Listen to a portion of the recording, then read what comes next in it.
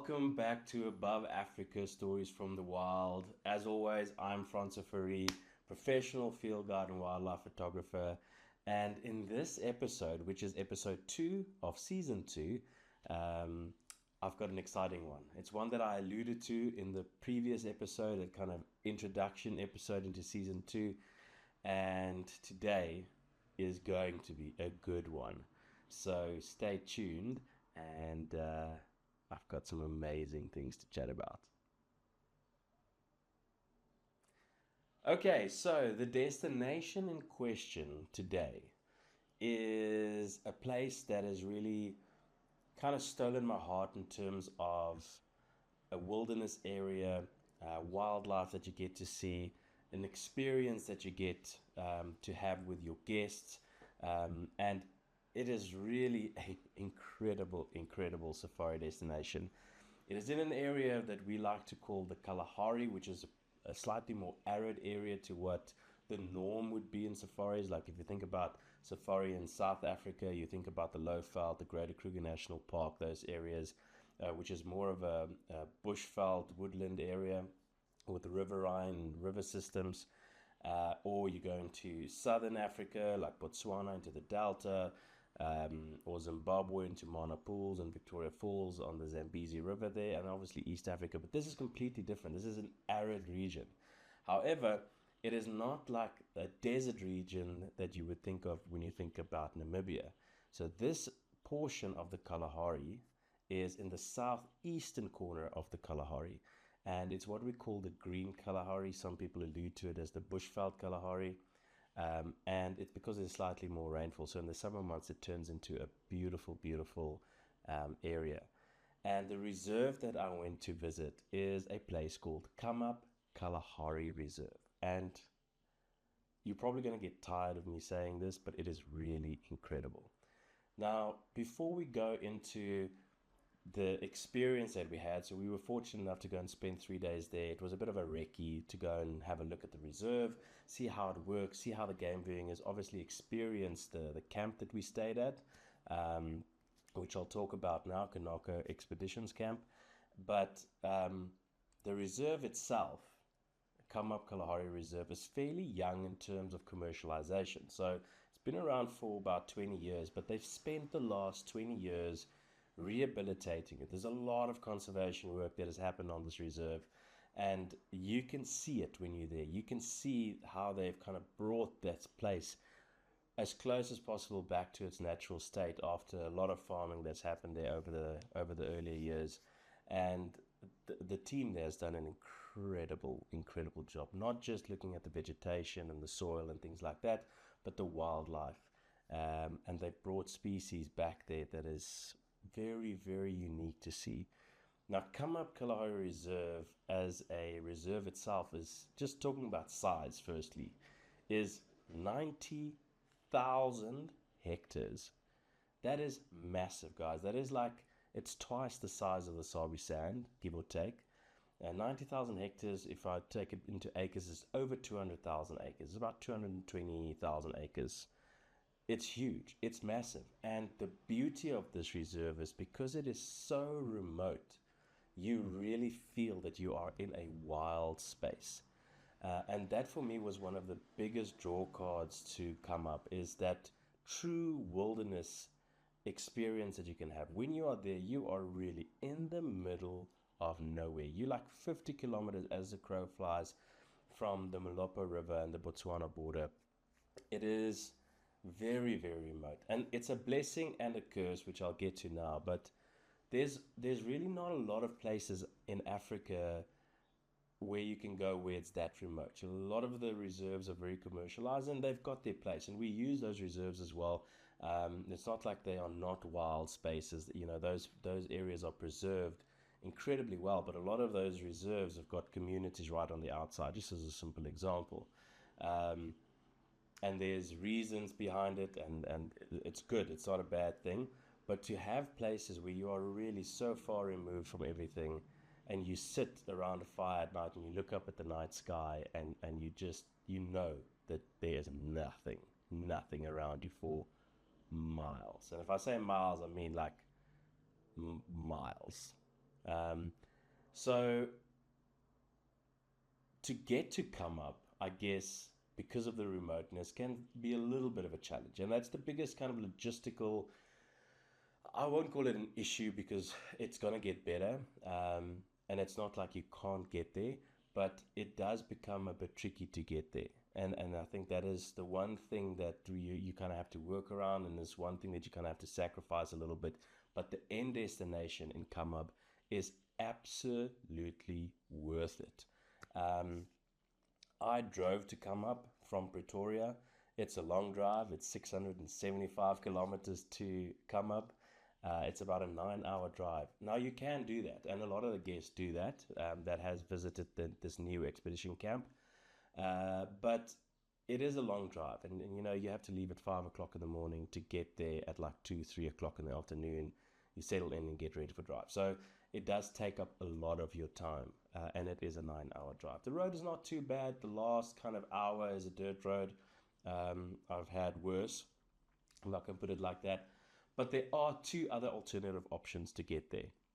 The other alternative option is there's two scheduled flights with Airlink to Kimberley, but then you still have to do a transfer, which is 5 hours to Khamab Reserve. Now, there's a couple of things you can do in Kimberley if you really wanted to. If you want to do a bit of a cultural tour and go and see the history of the mining, one of the biggest man-made excavated mine holes in the world.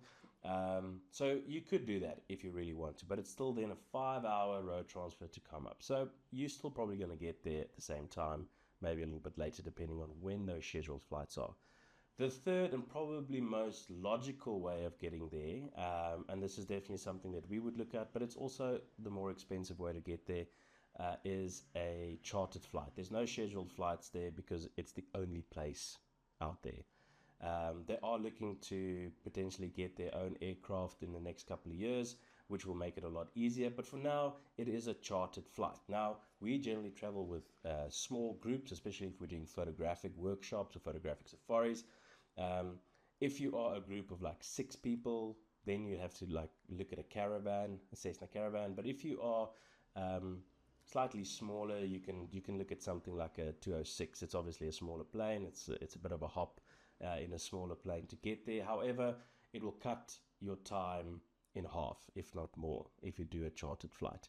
So there is that option. You land right next to the reserve on a neighboring farm, and they come and pick you up there, and it's a 40-minute drive to Kanako Expeditions Camp. So those are the three ways to get there. But like I said, even with all of those options, the destination is worth it because it is a really special, special place. Okay, so I arrived there at, I think, about 2 o'clock in the afternoon.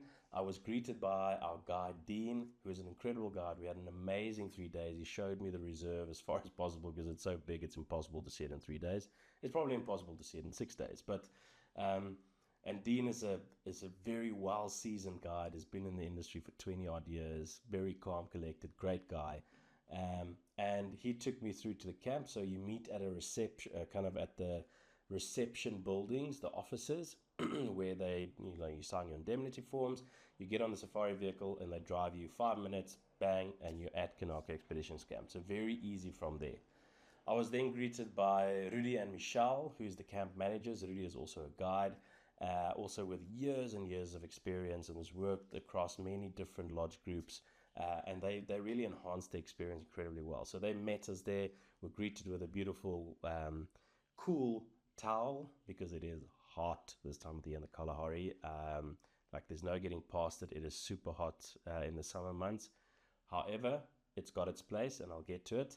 And a nice refreshing drink. And then Rudy and Michelle took me through. And I want to talk a little bit about the main camp. So like I mentioned, we stayed at Kanako Expeditions Camp. It's a brand new camp. It is, I think it opened up in like 6 months ago or something like that. 6, 8 months ago. So it's really, really new. But as an expedition camp, generally, rule of thumb with expeditions camps is that you'll have like a little reception area, and then you'll have your main lodge area. So we met at the reception area, which is like a separate tent built on a platform. So the whole Kanako Expeditions Camp is actually built on platforms, each tent, the main camp, all of that, which is very, very nice. And when I walked into the reception area, which what really caught my eye, and this is kind of the trend straight through the experience, was how delicate and elegant the design and the interiors are of this camp. And the reason why I'm pointing this out is that it kind of changes the perception of an expeditions camp. I've tried to find words to explain how I can explain this camp, and I guess the only real way I can explain it is like elegant luxury and comfort, because it is still an expeditions camp, it's still a tented camp, but it is done so well. The furniture you can see is very luxurious, high end. The way the interiors were put together is so well thought out, and it just blends in with that Kalahari theme. Um, so that was my first kind of visual of what the camp is going to be like and look like. And I was immediately impressed. So from there, it really kind of took me through everything, the whole induction thing that you do at all lodges. And then we went into the main camp area. Now, like with most expedition camp, if you walk into a main area, you usually have like 2 or 3 areas. So on your left here, you had the lounge area where the bar is also situated and the coffee station. And wrapped around that area is an outside deck that is covered with a tent where you can sit and have breakfast or lunch or dinners, and a nice lounge area with another like veranda section on the front with couches where you can sit and you overlook these calcrete pans, which I'll get to in a minute. And then on the opposite side of the camp is where the dining room section is. Beautiful dining area with a very long table. So if you are a group or a family traveling together, you can sit there and dine together. And they also have a wraparound deck for lunches, high tea, etc. on the outside of that. So the main camp area is very spacious, and you can easily come and sit there in the middle of the day to come and relax. And there's ample space for everybody. Like you're not going to be on top of one another, if you can put it like that. So in terms of the main camp, just like really nice. And for me, the biggest thing about a lodge, like there's a lot of beautiful lodges out there, but for me, the location of the lodge is super, super, super important. And they got it very, very right here. Get to that now. The main camp area also then links up with the kitchen. So I just want to mention the kitchen briefly because it is a fully equipped kitchen that they've built there. So like if you walk into a lodge and you think about the kitchens that they have at like a structured lodge, they've got that there, which is pretty amazing. And they have really thought through the experience of what they want to deliver for guests and clients. And the food over the period of time when I was there was really, really good. It was on par with some of the better lodges that I've stayed at, and I'm very fortunate to have seen many, many, many lodges across Africa. So the food experience and the dining experience was really good, well prepared, and very well plated. Like it's something I never really talk about, but I wasn't expecting it, and I think that's why I'm saying it. Is like when the food arrived, I immediately thought, well, this is almost like it's almost a little bit of fine dining elegance that they've got to it. So it was pretty special. Anyway, on to what the camp looks like further. Now, my favorite part of this camp is the Boma area. It is just unreal. I'll put a video here that we took of where the Boma is located. So the Boma is situated in the front of the lodge that overlooks these calcrete pans. So calcrete pan is a very typical thing that you will find in the Kalahari. It's got this very fine light dust that is gathered because of certain minerals and materials that is in the ground there. And this calcrete pan is massive. If I say big, I had to guess probably like 1.5 kilometers wide, maybe like almost a kilometer in width. So it's quite a big one. And there's a couple of, because it was the rainy season, there's a couple of watering holes, and this pan was just teeming with wildlife every single day, straight through the day. Doesn't even matter what time of the day it was. Wildebeest, zebras, springbok, hartebeest, rhinos, elephants, lions, all in front of camp in the 3 days that we were there. But the Boma is built beautifully. So it is very big, the Boma, for like often what you find in camps is the Bomas are quite tight because they are limited on what they can build and the space that they've got. But here it is just huge. It's massive. It's like, sorry, vehicle driving out in the background. Um, but it is so spacious that when you sit there, it complements the feeling of wilderness and remoteness because the boma is so big. And then obviously the fence that's usually around a boma, that's kind of where a boma gets its name, is like a fence that is built in a circular, either to safeguard cattle or where people meet. But it's very low, so you can look over it. And then you look over the span, and in the evenings you've got this beautiful night sky. Like, we didn't dine inside the camp once. We just, every single night was in this boma, fire crackling, cold. Like, we had a couple of beers around the fire. We chatted. The chefs came and chatted to us. The guides, the cameraman. It's an amazing, amazing place. And then you have these barking geckos in the background. Maybe you'll hear it in the video. One of these videos. It's a very kind of monotonous, continuous sound, especially when the sun goes down. Those barking geckos go absolutely crazy.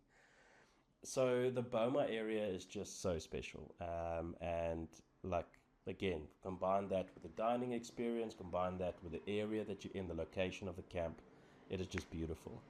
um, the tent itself is, again, when you think about an expedition camp, there are certain expedition camps where the tents are quite spacious, and then there are other expedition camps where the tents are relatively small but comfortable.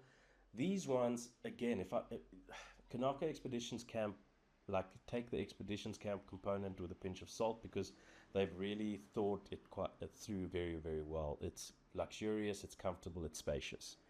And the tent itself is very spacious. You've got a big kind of lounge area with a couch on one side, a little bit of a futon, and then another chair in the corner here where you can sit.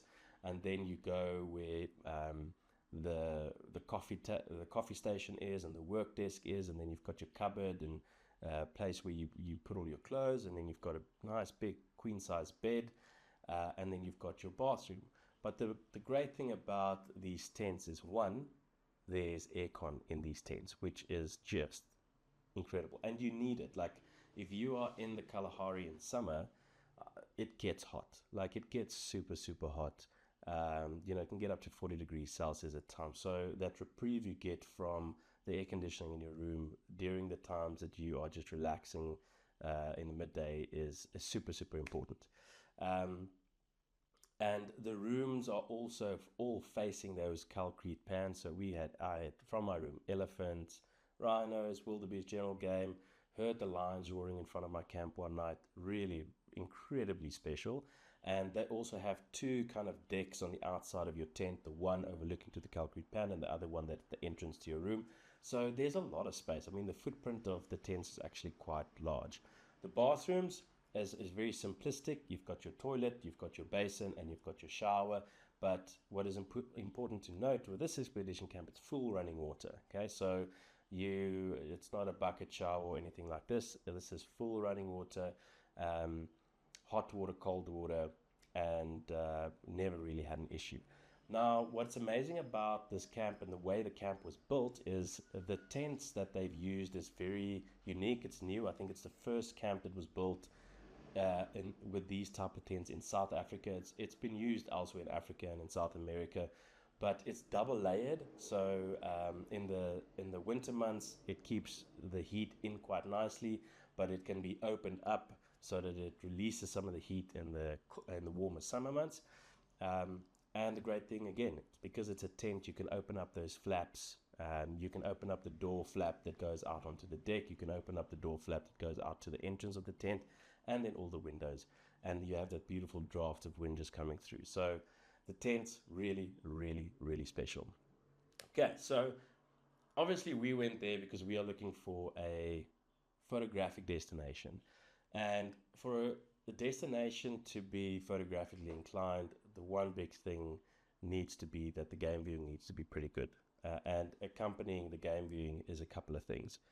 And what I can tell you is that the game viewing was great. We were only there for 3 days, and we didn't even go out on the last day because I needed to hit the road and get back home. But in those 3 days, we saw some amazing game viewing. We missed out on 2 leopard sightings purely because we were just on a completely different side of the reserve, and because it's so big, it's just impossible to get there. We tried to look for the dogs. We found their tracks, but we weren't lucky to find them. But they were in the area, and some of the conservation units actually saw the dogs. So, in the 3 days that we were there, the wild dogs and leopard were seen on multiple occasions. We had some amazing lion sightings. Like, we saw 3 big males, Kalahari male lions. It's a coalition of 3 males. They split up, and we saw the 2 males, and then we saw the 1 male with 2 females. The 1 male with the 2 females were right in front of Kanako Expeditions Camp. He was roaring for like 2 days straight there. Amazing, amazing to see. And then the 2 other males we saw separately. And then we spent time with a small pride of 4 lions around a watering hole. And we were lucky to have them in that vicinity for 2 days. And the beauty of Khamab is that it's so big and there's so few vehicles. We spent hours with that pride, so we could wait. We could sit and wait for something to happen. We could sit and wait for them to come and drink water. They went to drink water. We had some really great opportunities to get a little bit lower, to get nice photos of the lions drinking, and that's the type of things that you want as a photographer, as a wildlife photographer, is you want time. You don't want to be rushed. You want to be able to sit with animals, spend time with them, see what transpires. Yes, sometimes you sit for hours and nothing happens, but the ability to sit with them for hours with the hope that something is going to happen, that is super, super important. And we were very, very lucky with the lions, and we got some amazing photographs. Then we saw elephants. Elephants in the Kalahari is just so special. We saw them a couple of times. We saw a nice big herd of about 15 come into the calcrete pan in front of the camp, and they cooled down for a little bit. There was a couple of bulls in front of camp the whole time. We saw them out on drive, and they were mud bathing in that calcrete pan, and it was just so special. It is, for me, seeing an elephant in the Kalahari, spectacular, just so special. We saw some white rhinos as well. We had 2 sightings of them, brief glimpses of them, and then we had just incredible black rhino sightings. And what makes the black rhino sightings so special is black rhinos in general are rare animals to see, but these are unique because they are desert adapted black rhinos, right?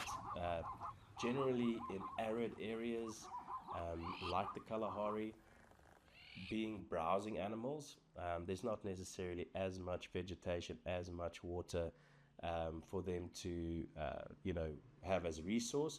So they had to adapt in these arid areas, and we had 2 beautiful sightings of black rhino over the course of the time that we were there, and it was super special to see and spend time with them.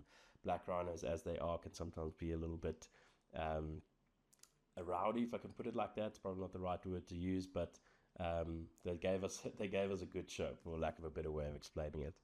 And then the great thing with Khamab is just that the consistency of general game as you drive is great, and that lends itself to good predator viewing. There's always gemsbok, there's always hartebeest, there's always springbok and giraffe and things around when you're driving, because sometimes you have to cover quite a lot of ground.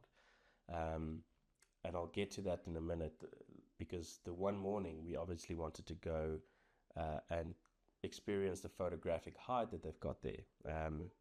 And it took us an hour from Kanako Expeditions Camp straight to get to the photographic hide. And now you must kind of envision it for yourself. Like, if you see something along the way, it might take you an hour and a half. However, if you do go to that hide, you need to go, because you want to get there at the right time with the right light.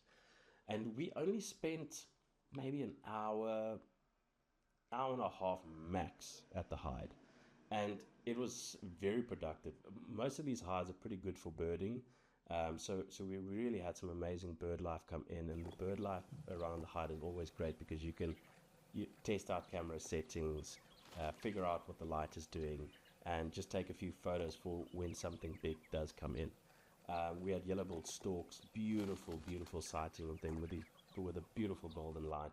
And then a blue wildebeest came walking in like 5 minutes in, and we managed to get a nice shot of him drinking briefly. And then we had a troop of baboons come in for a drink, which is not in a hide. It's not always something you see. They're pretty skittish of people. So when they hear or see something, they generally run off. But they came in on multiple times to come and drink, and then two black-backed jackals as well. So, like, I can only imagine how productive this hide will be when you sit there for, 5 or 6 hours, or you go there for the whole day. That hide you can sit for the whole day if you want. The camp will send packed lunches for you, packed breakfast, whatever the case might be. So that is amazing, and I really think that hide is going to be very productive, especially in the dry months. We were there, obviously, like I mentioned, in the summer months, so there's a little bit of water around, even though not a lot. It does make your chances slightly less for something to come in, but even though that is the case, I think that hide is still very, very, very productive. Even on our way out, when we left, we had buffalo on their way into the hide. So if we sat there for another 15 minutes, we would have seen a couple of buffalo bulls come in for a drink. So I'm quite excited about that hide because I do think that it's going to deliver some really good photographic opportunities. The hide itself is sunken, so you're eye level with the water. It's spacious enough so that you can fit about 5 photographers comfortably in that space. They've also put mats on the floor so it's not as noisy, as well as all the way through onto the roof so it absorbs a bit of sound. And then they've got like a rubber mat on the platform in front of you where your camera would be, that also just limits the amount of noise that you're making. And then what they also have is they've got these screens that they put up with like a little hole where you can put your camera through. Some people like to use those screens. It makes it black, and then you just put your camera through there. However, that does sometimes become a little bit challenging if you have to maneuver around and shoot something to the left or to the right. But it's there as an option, and I think it's a good thing to have. So the photographic hide was really, I was impressed.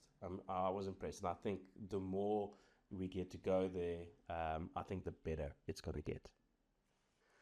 So just in terms of the reserve and the size of it, I made mention of it, how big it was earlier, and obviously the game viewing is amazing. But the one thing that you do need to be aware of when you go to Khamab is just the vastness of the reserve. Like 90,000 hectares is a big, big piece of land. And in 3 or 4 days, you will never get to see the whole reserve. I would, as a suggestion, if I would take clients there, I would really say 5 days. 4 days is probably the bare minimum that I would say to go to Khamab. But 5 or 6 days, I think you really would get a good feel for the reserve, and I think it would also lend yourself better opportunity to see all of the game that's there. Because it is a big five Kalahari Reserve, you have the possibility of seeing all the big five plus cheetah, wild dog. And we actually got to see cheetah. We saw 3 males. I forgot about that on the first afternoon. Very hot, and they were lying down, but we got to see them nonetheless, which was great to see. There was a springbok like approaching them just as we were about to leave, but we couldn't stay because we needed to go to another place. But yeah, game viewing great, bird life is amazing, photographic opportunities are really, really special, and overall, I think the experience, it was amazing. I cannot wait to go back, and I know I say this with a lot of the properties that I go to because I just love the bush. I mean, it's just like for all of us that live and breathe this as a job, or for those that just love to travel to Africa, we know that it's just amazing to be out there. But this was really a special experience. It was a unique experience, and I really think that guests are going to enjoy this as a safari destination.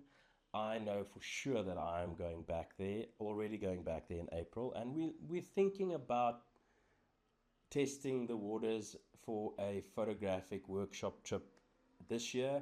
It is a little bit quick, so I'm not sure if we're going to be able to get enough people to actually make it happen. But if you are interested and you're listening to this, let me know. Maybe we can put together a small group to go up there. But 2027, we are 100% doing a trip to Khamab. How that trip is going to look, we're still working on it. It might be a standalone Khamab Kalahari photo safari. obviously, any guest that's traveling with us can always extend to another destination should they want. But for now, we're just going to keep it like that.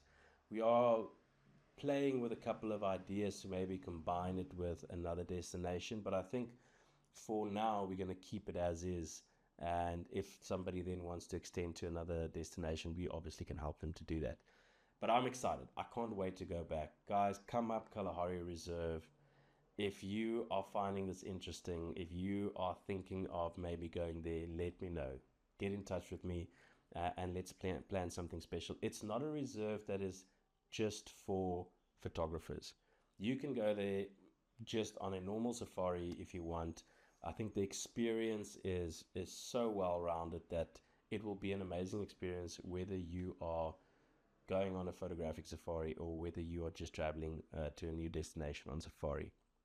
Um, the one thing that I do need to make mention of is that at Kanako Expeditions Camp, they also do have a family tent. I forgot about that section. So, kind of going back a few steps, the family tent was built with group or family travelers in mind. So, as you walk in, I think I've got a video of it, so I'll maybe lay it over a little bit here. So as you move in, you will have a big communal area in the middle where you can sit and lounge during the middle of the day, or you can have dinner together or lunches together. The kitchen can bring everything to you there. So it's a very private experience. And then you've got two mirror image tents, which is built in a very similar way as the other tents, but now you've got two that's private. The one is a double, and the other one can be turned into two singles. So you can be a family with two kids, or you can be a group traveling together, two couples, whatever the case might be. And then just the other thing to make mention with Khamab is in terms of vehicles. So um, at Kanako Expeditions, if you are a group of three or four guests, you automatically get your own vehicle. If you are only two guests, then you need to book a private vehicle prior, which obviously we would do if that is needed. Um, and obviously, when we do our photographic safari, we always do private vehicles. So it might be that the group is big enough for it to be that, or we will just book a private vehicle regardless. So yeah, that is I think another just a little piece of information that is important to note about the vehicles and about the family tent. And the other exciting thing that they are busy with now is they are, as we speak, building their second lodge, which is called Pepeng. And Pepeng is going to be a slightly more high-end version of Kanako Expeditions Camp. It's going to be a slightly more structured camp, also overlooking a Calcrete Pan. And I think they should be done in May, June. However, don't think it's going to be ready for guests then, but the building should be finished. I'm not sure. We'll have to wait and see. But that sounds like it's going to be an amazing place. It sounds like it's going to be an exclusive use camp, so families, groups. So if we've got a group of maybe 6 people traveling photographic safari, we can stay at Kanako Expeditions Camp, or we can stay at Pepeng. So I'm excited to see that as well. I'm sure I'll go up and see it when it's done. And if I do, I'll share as much content as possible about it. But yeah, that is it. That is Kanako Expeditions Camp. Again, like I said in the beginning, I'm excited about this. I think they're going to do super well. It's a really exciting destination for the Kalahari. I think the Kalahari needed it because there are very few places that you can actually go to in the Kalahari that is not kind of central Kalahari in Botswana. Like this is a little bit easier to navigate in South Africa. So I can't wait to head back. So if you are interested, if you want to join me, if you want to know more, let me know. Let me know in the comments. And please, guys, remember to subscribe to the channel, subscribe to the podcast. It is on YouTube and on Spotify. If you are enjoying the content, please share it as far and wide as you can. It's always appreciated. And let us know what you think. And yeah, let us know if there's anything else you want us to talk about. We've got some exciting episodes coming up. There's a episode coming on Cheetah Plains in the Sabi Sand, and the episode coming on Shimuhu in the Klasiri. also in the Great Kruger National Park. So yeah, there's a couple of episodes lined up for the next month or two, and hopefully we're going to get a couple of guests on as well. But for now, thank you so much. I'm off to Ndutu in Tanzania in a week's time, so I can't wait for that. And hopefully I will see you all out in the field. Thank you so much for listening, everybody.